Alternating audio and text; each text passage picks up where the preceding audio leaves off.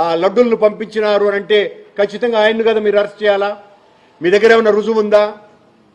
ఏమీ రుజువు లేకపోగా ఎంతో భక్తితో ఆయన 30 లక్షల రూపాయలు ఇచ్చి ఆ లడ్లకు నెయ్యిని సరఫరా చేస్తే మీరు మొత్తం వైసీపీ ప్రభుత్వం మీదనే దాడి చేయటం జరిగింది.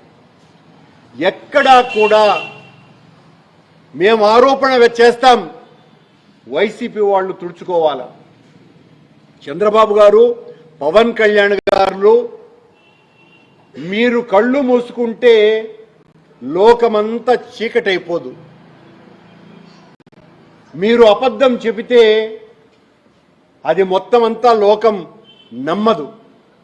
ఈ నిజాన్ని తెలుసుకోవాల్సిన అవసరం ఉన్నది. మీరు ఎక్కడ చిన్న పొరపాటు కూడా చేయకుండా మా ప్రభుత్వంలో, మా పాలనా కాలంలో జగన్మోహన్ రెడ్డి గారి నేతృత్వంలో అత్యద్భుతమైనటువంటి పాలన టీటీడీలో సాగింది. చిన్న పొరపాట్లకు కూడా మేము అవకాశం ఇవ్వలేదు.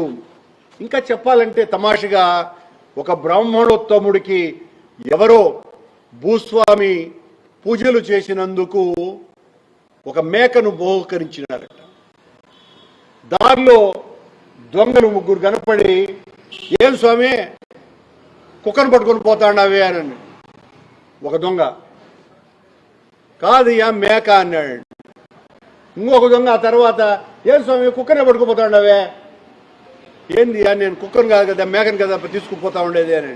లేలా నువ్వు కుక్కనే తీసుకుపోతా ఉండేదండి. అయినా స్వామి ఎత్తుకొని పోతా ఉన్నాడు. తీసుకొని పోతా ఉంటే మళ్ళీ 3వ దొంగ కనపడాడు. కనపడి, స్వామి ఏంది కుక్కను పట్టుకుపోతాండవే, కాదు బా మేక కదా అని. మేక అడిగా, మేక కుక్క కదా అంటే, ఒరే ఏమైనా నిజమేనేమో మేకేనేమో అని ఆ మేకను దొంగకి ఇచ్చినాడంట. అట్లా మేము వైసీపీ లడ్డూలో కల్తీ చేసింది అని ఆ వీర చోర శిఖామణుల శిష్యుల మాదిరిగా తెలుగుదేశాన్ని మోస్తున్నటువంటి ఈ సోషల్ మీడియా లేకపోతే ప్రసార మీడియాలు ఆ మేక కాదు ఇది కుక్క అని తిరుపతి లడ్డూను గురించి వాళ్ళు ప్రచారాలు చేస్తున్నారు. ఇంతకంటే